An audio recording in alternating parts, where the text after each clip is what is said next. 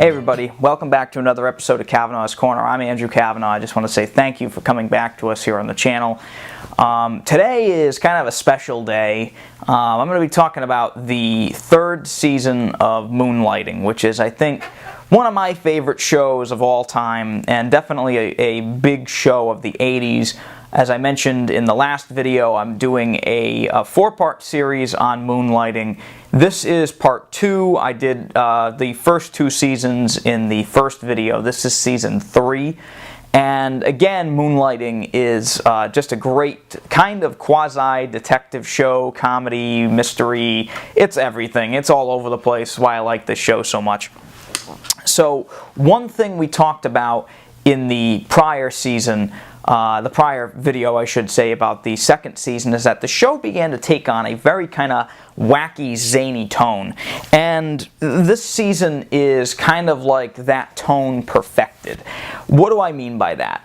There's a lot of very wild episodes in this season, and they're the episodes to me that stick out the most, and they're the most memorable to me. Also, there's an arc later in the season that really drew in a lot of people, and it pretty much is what the show is most remembered for. We'll talk about that in a minute.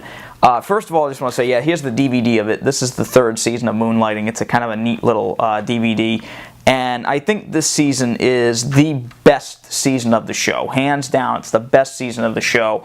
The show is basically, at this point, constantly charming, completely hilarious. It is a damn near perfect season of TV. It's amazing. I think a lot of the episodes in this season have some very, very funny moments. There are some that are completely off the wall, and we'll talk more about those in a minute. The show, for the most part, keeps the basic layout of it's a mystery show with some, very comedic kind of moments, I think is the best way to kind of explain this show. The mystery procedural part, though, of this show begins to take a back seat through, I think, probably around the middle part of this season. The writers of the show began to realize that they were watching the show because of how wacky it was and because of the stuff that they could get away with. And there are many, many more fourth wall breaking moments in this season, maybe more than most of the other seasons, but this season really begins to throw away the procedural aspect of the show, and it really becomes just an out-and-out comedy, and I think it works really well for this because you have the basic background of what the show is, but the writers no longer have to play by those rules, which I think is really interesting. There are actually a couple episodes this season that completely abandon the mystery aspect and just go for completely nutty stories. There's an episode in this season called Big Man on Mulberry Street, which is one of my favorite episodes of TV ever.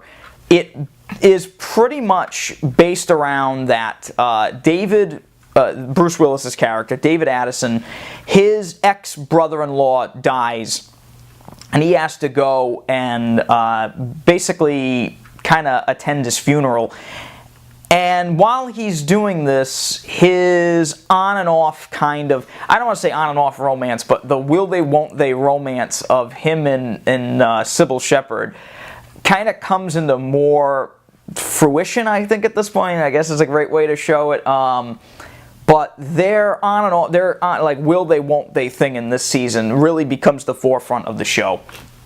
And in that episode, Billy Joel actually provides a song called Big Man on Mulberry Street. It's on an album called The Bridge that came out the same year that this season aired. And Billy Joel actually based the song off of him watching just Moonlighting, I guess. And so he provided the song to the show, and they made a damn musical number out of it.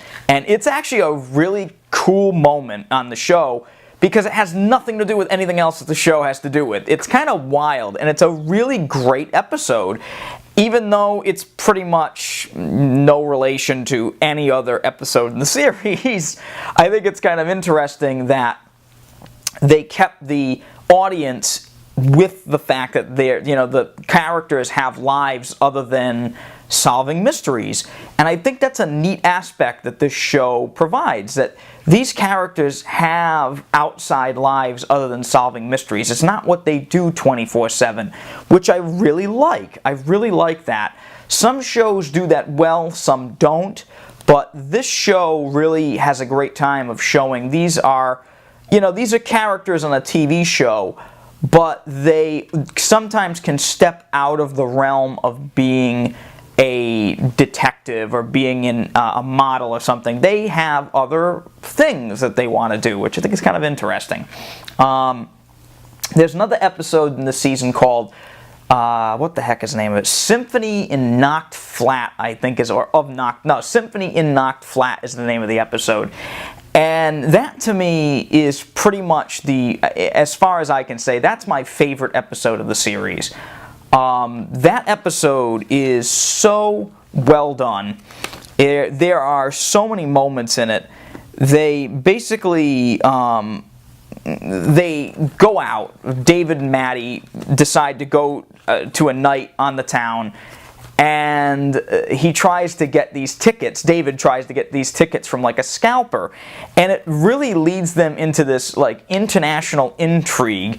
And it's such a wacky episode. And again, the episode is really, really wild, and it has some of the funniest moments I've ever seen on TV. Like, it's a spectacular episode, and it pretty much shows what the show is about. It shows the characters at their most wacky, even though it's not one of those episodes that kind of is totally ridiculous. They soon find themselves in very ridiculous situations. And at this point, it's still somewhat believable, but not really. It's a wacky episode. I don't want to ruin it for you. You really should check that episode out. If you see it, you'll know what I'm talking about when you see it. It's a great episode. The thing that's great about it too is that even though they find themselves in these ridiculous moments, it's pretty much played straight at this point still, which I love. I think that's what makes kind of comedy like this funny, is that when the characters know they're in a ridiculous situation, but they still play it as if, I got to deal with this, we have to deal with this, so let's just deal with it. And I love that. I think it's just a great, great episode of TV. There are some other episodes this season, however, that don't deal with mystery. They don't deal with pretty much anything that the show was originally supposed to be based on. But they are really hilarious episodes. They are really wacky. I like to call them the out there episodes. And what I mean by out there, meaning they are in the stratosphere in terms of craziness.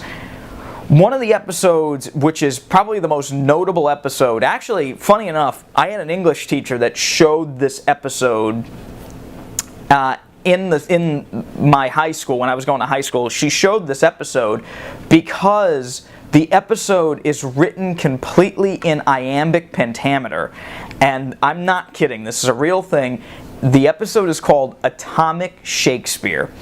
And somehow the writers of the show managed to take a show that was a detective show and turn it into a retelling of The Taming of the Shrew, I think the episode is. I cannot remember.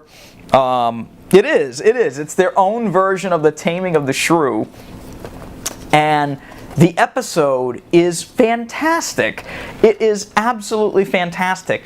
The sets are all like Shakespeare period piece type sets. The costumes are amazing. Everything about it is fantastic. And it's written as if Shakespeare wrote an episode of Moonlighting. And it works. Somehow this crazy, completely ridiculous episode totally works.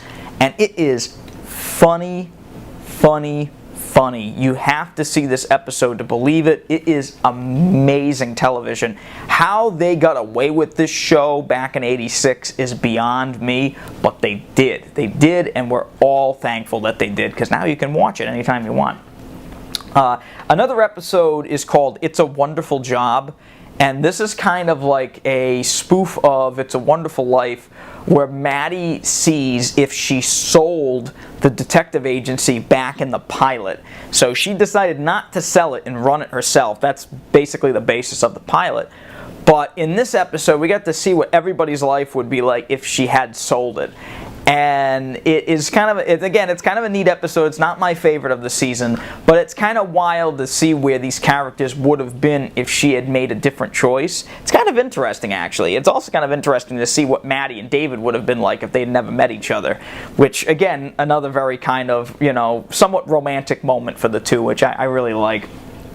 And then the nuttiest episode of the whole season, even crazier than the Atomic Shakespeare episode, is called The Straight Poop. And that is actually the name of the episode, The Straight Poop. Any episode that has poop in the title is good for me. But the episode basically is pretty much like a play on the shows of the time that kind of started in the late 80s and kind of continued through like the early 90s of the tabloid kind of TV show where the rumors about the show would be on TV and they'd talk about that. Basically, it's what E! Entertainment has turned into today, that channel, which is now straight garbage. It's pretty much what that channel is now. And it is so funny. Rona Barrett plays herself in this episode. I'm not kidding. She plays herself. And they talk to the actual cast members throughout the show. It's more of kind of like a clip show, but it is the best clip show I've ever seen. They go to the characters and talk to the characters as if they were real people. And it's really funny, and it's really hilarious because the characters talk about themselves as if they were real. And again, you get a lot of kind of behind-the-scene glimpses. You get a lot of behind-the-scene glimpses of different things. I really like that episode. I think the episode is worth it just to watch the outtakes that are in it. The outtakes that are in that episode are almost legendary in hilarity. They are some of the funniest outtakes I've ever seen. It's worth it just to see that. Funny enough, those episodes, that episode literally came about because the writers had no fucking idea what to write for the show at this point, which I think is kind of funny. A little behind the scenes note for Moonlighting I'll talk to you guys about now is that the show was infamously bad at making air dates. And so most of the seasons of Moonlighting have about a half of the episodes that a normal TV show at the time would have. It's because it would take 2 weeks or so to actually make like one episode of this show. And some episodes it shows that they took their time, and some episodes shows that they don't really care. There's one episode in this season that does not star Bruce or Sybil Shepherd. It's mainly Agnes, who is played by Alice Beasley, who is a great character on the show. She's basically, if you've never seen Moonlighting, Alice's character is basically the ever-suffering, I want to say, she's like the front desk lady. She's the person that takes their calls, and she is forever suffering because these guys are always getting in trouble. And she plays I just love her part. She's very understated, but her part is very, very funny. And I think the only episode in this season that really doesn't work is the episode that she is in. And it's sad because I really like her part, but her episode is really one of those throwaway episodes. However, the season ends on a 3-episode arc in which Maddie, Sybil Shepherd's character, begins seeing a man named Sam, who is played by Mark Harmon.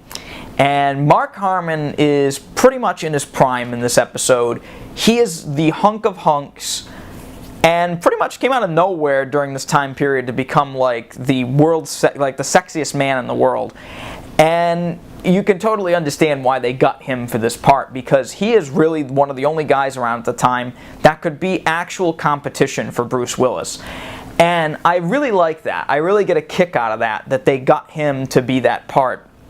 And he's pretty much really only there to be the love interest. They don't give you a lot of background in his character.